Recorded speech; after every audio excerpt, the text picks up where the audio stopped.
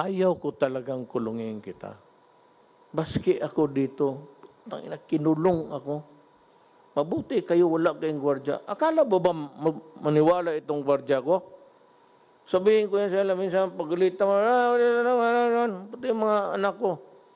Ang sagot sa amin, sir, ang trabaho namin hindi ikaw. Batas eh. Sinusunod lang namin ang yung inuutos ng batas sa amin. Kaya kung ikaw gusto mo pagkamatay, hawakan ka talaga namin. Pero pag naasar kami, itutulak ka talaga namin sa Pasig. Kaya gano'n, meron ng, I cannot mention the pharmaceuticals, the giants. Pero meron na ako nakapaggumawa ng antibody. Yung antibody na hindi galing sa tao. Yung kasing yung antibody na mag-fight ang ano mo, ang sarili mong antibodies, tapos ma-overwhelm na yung kalaban, yan, gawa ng katawan mo. Mukhang ito sa basa ko, wala akong ginawa, hindi magbasa, makinig, inutusan ko sila, hindi ba na marunong ng ano, hanggang pindot-pindot lang ako. We are on the last ladder. Ang muna niyan yung mga mayaman na, kasi marami yan kailangan. So as fast as they can really manufacture or farm out the product, just retain the copyright para magtulungan sila. Kung meron na yan, tapos makita ko na ginagamit ng tao, ililift ko. Total, kung magkasakit kayo, may antibodies naman tayo mabili. Ngayon, kung wala kang mabili, problema mo na yan. Kasi tapos na yung, I will lift the quarantine. Ngayon, paglabas ninyo, ganun pa man, I would still insist. Kasi sabi ng mga scientists dito, kinig ako. Hindi yung scientist sa TV yung sasalita na personal. Sekreto, ganun pa man. Mask, yung, ano yung akin? Ito. Ganito.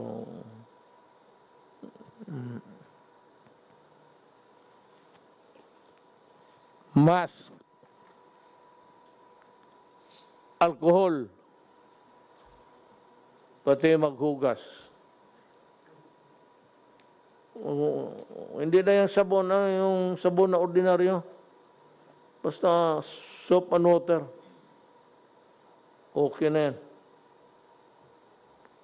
Alam mo, pag nagsama lang tayo, kaya natin ito. Kunting panahon na lang. Alam ko, igit na kayo na makalabas. Pag lumabas lang itong antibody na gawa nila sa labas, parang inumin mo, parang kung baga sa bakterya pa, antibiotic, sisirain niya.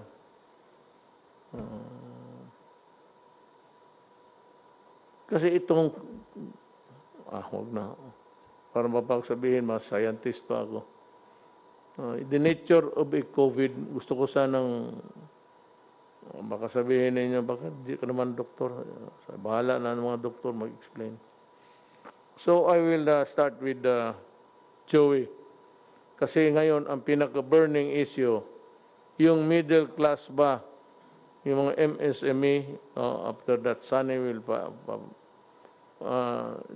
Joey, mauna ka. Then Sunny will give his piece or... Mr. President. Mukhang kayo lang man ang dalawa ang ano na dito. I'd like to ask the presidential spokesman to listen so that you can formulate a very coherent thing of a presentation. So, Mr. President, I think a question was asked a couple of weeks ago, which is more important, life or money? There is no doubt that life is the most important. But however, without money, how will people eat? How will people buy medicine? And how will our MSMEs recover? So how do we bring back the economy in a sustainable way and still make it safe? Mr. President, you did the right thing when you locked down at the right time. We are close to we basically are close to finishing the 1 month. And we're moving to the third reset, which is 2 more weeks. So it's a total of 3 resets or 6 weeks in total that we have been locked down. And I think now is the time that we should really look and plan on how to gradually shift towards reviving the economy, because in the end, social amelioration cannot last forever. We have to bring back the jobs. For confidence to be brought back, I think they have to see that our numbers of the number of people getting infected are starting to taper off and go down. And I believe that with that and with the assurance that we in government are really on top of the situation and finding all means to really help every Filipino worker out there, I think we will win this war. And I'm sure that with our 3 veteran generals who are now implementing this whole execution, and I believe that in the end, you can have a great plan, but in the end, the key is really execution. So I'm confident that Secretary Galvez is leading this role, and I think he definitely has the full private sector support. The donations from the private support has been quite immense. And we are still there, because in the end, if we don't bring back the economy, then many of our Filipino brothers will suffer. And that's our goal, to really push hard. And I think in the end, Mr. President, with your leadership and your gut feel, I think we will succeed. Thank you, Joy. I hope I'll have the time to review your suggestions, then come up with something which we can convey to you maybe in 2 days' time. Now we would like to ask Sunny, Secretary Dominguez. He has a lot for you. You just listen. Itong Thank you very much, Mr. President. First of all, thank you for, again, being very decisive and protecting the Filipino people against this COVID. I had a meeting with the World Bank a few days ago, and they said that your decisiveness in first reducing the number of people coming into the Philippines in February, and then in March, followed up by the lockdown, probably has saved 100,000 lives in the Philippines. So again, thank you for being so decisive. This is the trade. This is the real trade-off. How many people are going to get sick and how many people are going to die? So I said this is just the first pass. It took us 2 weeks to get this thing done. I asked the private sector to do it because they have actuaries, they have access to data, but they have not come out with it. So I'm not saying this is the final. I'm just saying this is the beginning of a discussion. Good evening po, Mr. President, Senator Go, and cabinet members. This will just be very quick. So the proposal is we provide small businesses with a wage subsidy. And I will just discuss quickly the rationale, background, the proposal, key features, and what else we are proposing to help them with. So on the rationale, Mr. President, basically we are going to help the middle class because in one of your speech a few days ago, you wanted to help the middle class. And so we have proposed a program to help the middle class. And the middle class, Mr. President, works in the formal sector. So apart from the 205 billion pesos na binibigay po natin sa mga informal sector or low income, we are proposing to give 51 billion pesos to the employees of small businesses. So that is the first. The second is we will improve upon the social amelioration programs because yung proposal po natin is automated, hindi manual. So mabilis at ipapaliwanag ko po mamaya. Pangatlo po is dadaan po tayo sa data ng SSS and BIR kasi formal sector. Dapat ito po yung gawin natin so that we can target better kasi alam natin kung sino sila at i-incentivize po natin yung better compliance. Kasi yung mga nagko-contribute ng tax at ng SSS, yan po ang unang tutulungan natin. On the background, from March 15 to April 30, we placed Luzon in an enhanced community quarantine. And the rest of Visayas and Mindanao actually followed in various forms. Basically, ang nangyari po is this led to a shutdown of most businesses except yung pinayagan ng interagency task force, yung mga pwede mag-operate on skeletal or yung mga essential para magbenta ng pagkain, logistics, supermarket, drugstore. Ang epekto po nito, there are 1.6 million small businesses in the informal sector.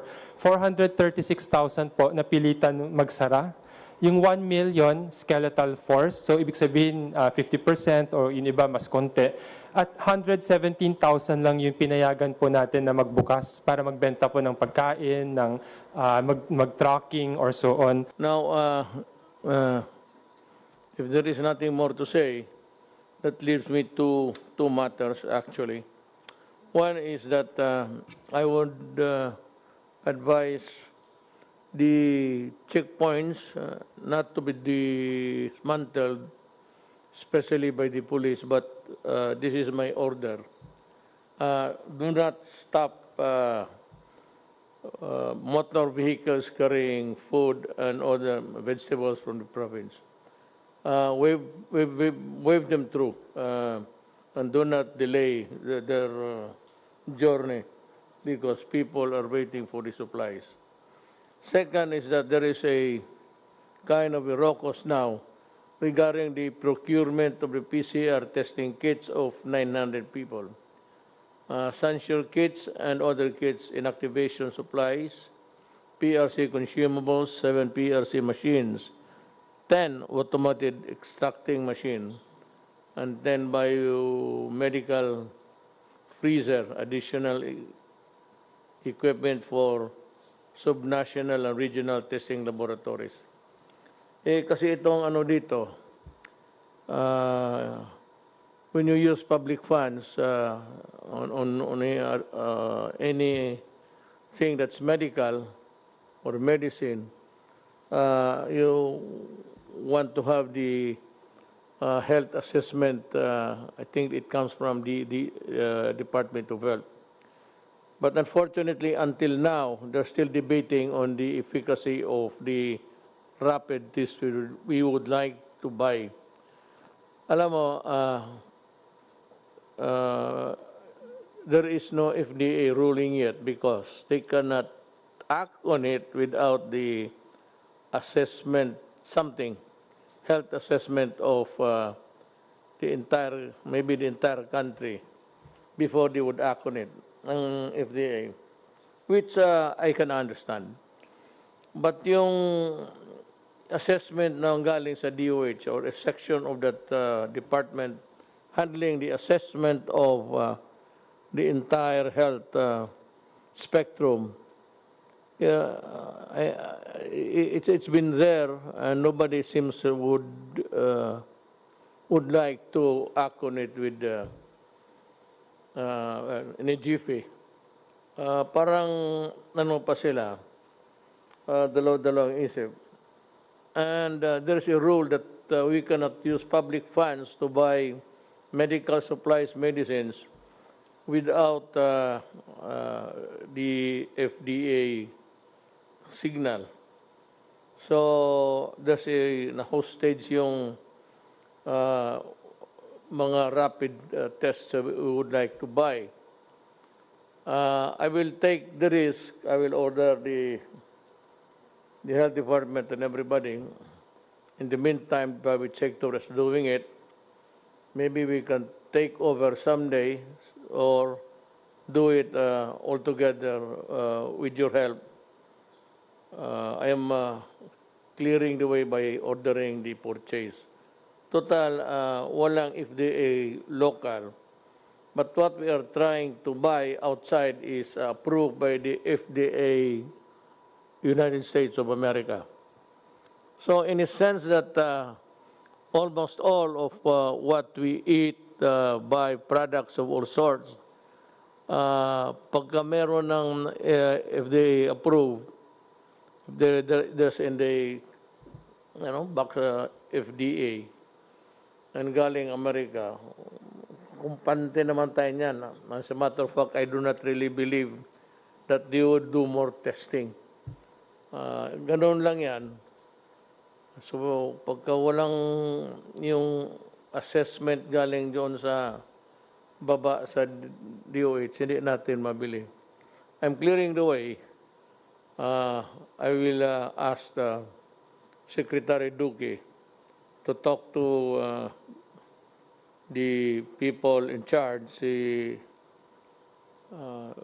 Secretary Galvez, and they can proceed to buy it immediately, as fast as you can really do the procurement at this time. Take note of the fact that we are all in this, the entire world. We might not have the supply. And also my fear that kung nandyan yung antibody, of course the rich nations will get it first before we can. And that I placed a condition there na kung nandyan na yung antibody available na sa market dito and that's being sold in quantity, in numbers, then I'm inclined to maybe at that time lift the lockdown. Yes, Secretary Nograles. Mr. President, we might have a solution to the problem. Yung limitation po natin is because of the Universal Health Care Law. And the Universal Health Care Law specifically provides na yung DOH and PhilHealth cannot procure unless may approval ng HTA Council. Ito yung HTAC, yung Health Technology Assessment Council. But nothing will preclude, Mr. President, any other agency from purchasing. So hindi lang pwede ang DOH at PhilHealth, but because we're in the state of calamity, OCD can purchase. So tama yung sabi mo, sir, na si Secretary Galvez and OCD can do the purchase. Or PSDBM, sir. Basta wag lang DOH PhilHealth, but PSDBM can do the purchasing or the OCD, sir. How much? Sir, we have to tandem the PCR and the for safety, sir. So we will if we will buy 900,000 actually, sir, 40,000 kits of Sansure can already test 900,000. So if we will test 900,000, the rapid test should be more or less twice as the PCR. So the PCR that we will be buying worth 3.3 billion to include all the capacitation of more or less 28 nationwide accredited civilian and private government hospitals, because we believe in your briefing. 2 million. Uh, 2 million. to- That's 2 million. Yes, sir, 2 million. Actually, we will test on a rapid test, 2 million, and 900,000 for the PCR for the confirmatory.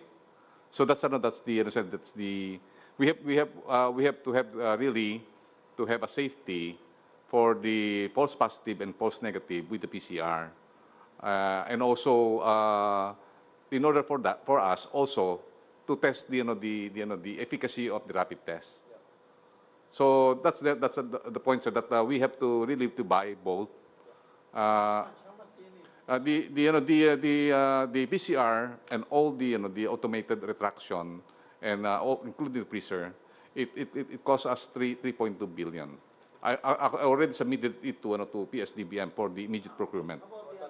The rapid test, we have not yet, because we have to, sir, we have to be careful. There are rapid tests that sometimes it really gave us a false, sir. Meron mga rapid test na, sir, na kailangan natin talaga na FDA approved. Sec, I can answer that. If you buy in volume the recent purchase of Ayala, you can get it anywhere between $5 to $7. If you buy $1 million worth, it will go down that low. So it is based on volume. You can get it much cheaper if you get it on volume. There's one FDA brand that was purchased recently by Ayala. But you have to buy a bigger quantity. I asked DTI to canvass all the different rapid tests, IgG and IgM. They have a list there, and I can have them send it to you. But the price goes down if it's really in a big volume. Well, I said, you can go ahead and buy it immediately. You have my clearance. Okay. So there you are. Sana na napaintindi ko sa mga kababayan natin kung ano ang ginagawa natin and what are the things that we intend to do in the future. This corona is it's a wild card sa health ng tao. So we do not know how this will end, when, but for lack of a better way of protecting the people, that is except by asking you to go inside your houses, with my assurance that when the antibody that's being, I said, it has passed the medical tests o yung clinical test nila, it's ready to be sold by May. Kung makita ko nandyan at magkaroon tayo ng supply, then I am ready to live. Kasi wala talagang vaccine. It might come, it might not. But itong antibody, which have been manufactured outside of the human body, parang killer ito na just like the antibiotic. Talagang bibirahin niya yung bacteria. Ito naman yung virus, yung katawan lang natin. But, for whatever it is really worth, we have to thank these guys for coming up, and whether the efficacy is really sort of hangs in the balance. But with the assurance that they have tested it medically, I am sure that we're able to come up with something, buy it, and if I think that it is really there for good and can help people, then I am ready, I said, to lift the lockdown. Rolly, as wala ka namang problema, Roll. Everything is smooth. I said, the middle class, your patience, yung hindi nakakain, I give it to the barangay captains and the mayors to supervise and look for those guys who are there in the periphery of the barangay, not exactly inside, and that is why maybe they were not included in the listing. Look for those guys in the periphery or distancia. Sometimes you have to walk about 5 or 10, no, not really 10, 5 or about 2 kilometers sa bukid. That is the average between one house to another. We have to reach out to them, and this can only be done if the mayor, municipal or city orders it, and the barangay captains follow the order, then we would have shortened everything, as explained by Mr. Concepcion, Joey. Things might go all right for this country. So I'd like to thank everybody, and if you still have some, let me see, itong dagdag, they come in. All that I ask is that you wear a mask, one that's durable, one that is, hindi yung laylay, ay yung iba nakasabit na lang dyan sa ilong ninyo, it is not sealed, hindi mo well, at least itong paggamit nito, ano mo, sabi ni, ito, as demonstrated by Dr. Dominguez kanina, ganun mo, parang naisisilyado mo. So, hindi magpasok yung ano. Higpitan mo lang kunti dito. And be sure to, matanong ko muna, do we have enough masks for the entire country? Sir, the Indian community and also with the Indian chamber just bought 6 million masks. And I believe when they donated to us 150,000 masks, they are planning to buy it again to China. So they already distributed it. Yeah, see, Rex Daniari is planning to bring, he bought 2 planes. He's looking at bringing another plane. I don't know if I have to say this, but I have a sort of a note from President Xi Jinping expressing his full support for us at this time, and citing what we did to help China, and of course to erase the, not really erase, but to counter the malign that they were suffering at this stage. Hindi naman lang kasalanan galing yung who would really want to invent a microbe to kill humankind, pati yung iyo. So he says that they're ready, and I would like to thank President Xi Jinping for his support. At kung galing lang China, wala kayong problema. I think we can have the priority anytime. It's in the other countries producing the antibody. But if China catches up with them, the okay na, then maybe a miracle will happen, and civilization is back on its feet. That is how I see it. So, mga kababayan ko, ginawa namin lahat ito. One is that I really do not want to see a single Filipino dying of, lalo na yung mga bata.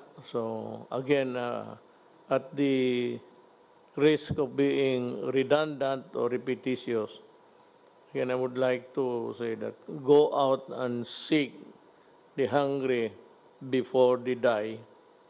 And for itong mga, actually, I do not know if it's still applicable. It's a poor man's standard. Nobody should be offended by this, because that is what we have been using even in our speeches in public. Alam mo kasi, unfairly though, I don't know if it is the classification still good, pero ang ating society, in terms of wealth or what's the capacity to hold the money, ang number one is the class A, group A, which are really the billionaires, the Ayalas and all of them. Good for them. And the second is class B, still the millionaires, but not as rich and not as powerful as class A. Then we have this C, Class C. I don't know if this will hold true until now. Ang Class C, yun yung mga mayaman na nakapagbili kung kotse, bago, bahay. Ang Class D, you have to divide this. Upper D, yung may mga trabaho at wala masyadong utang. At ito namang lower, Class D, lower. Dalawa yan, division, na kailangan talaga ng tulong. At yung nagbabayad, I said that it was Governor Remulla who suggested it first.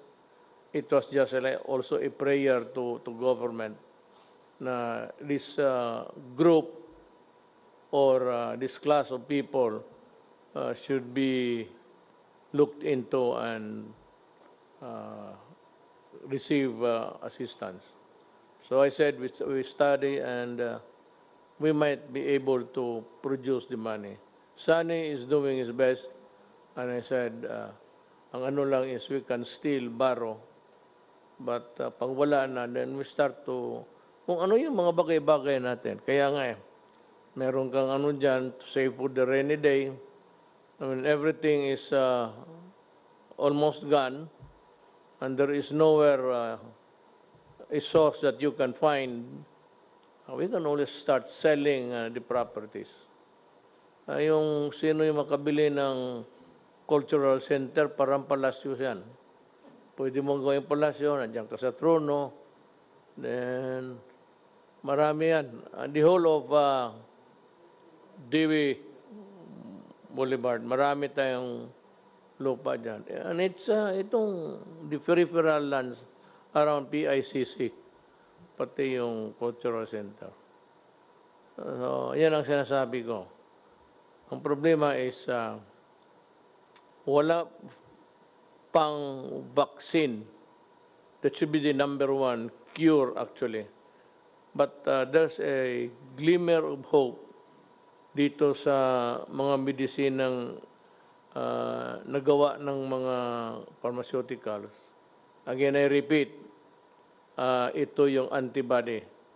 It is not a vaccine because hindi naman ito kinuha ng tao. I really do not know. Might, pero little lumalabas doon sa data na binibigay dyan sa mga media outlets. Pero pag nandyan na yan, at siguro na tayo. So with that, I'd like to thank everybody. Still, my salute, my snappy salute goes to the health workers, mga doctor, nurses, and we will protect you. We will find a way of, pagkagabi na, and you are still far away from your home, kasi hindi naman you are not delivered or conveyed hanggang hagdanan. So ito lang magawa ko sa lahat. If you are still about a kilometer away, na malayo ka, at may makita ka ng pulis, parahin mo. Tumingin ka dyan sa gitna, at sabihin mo sa pulis, magpahatid ka. So, the PNP is put on notice that kung yung mga ganon, hindi naman stranded, but there are few public motor vehicles running, at saka yung may mga franchises, most of them are also inside their houses or has taken off for a vacation. So, the police should come in. Yung mga health workers, may card man yan na naglaklakad, tanungin ninyo kung kaano siya kalayo at pasakayin ninyo. Give them a lift and deliver them to the house. Galing terminal, hindi naman deliver yan tao por tao sa bahay, bababa sa terminal, and if you feel that you have to walk, really have to walk, and if you feel tired or just want to go easy, you flag down any police, military or police, and my order is this, give them a lift. Tumulong kayo sa kapwa-tao natin. These guys are important in our fight because without them, all is lost. So again, I ask for everyone's cooperation. Maraming salamat po sa inyong lahat.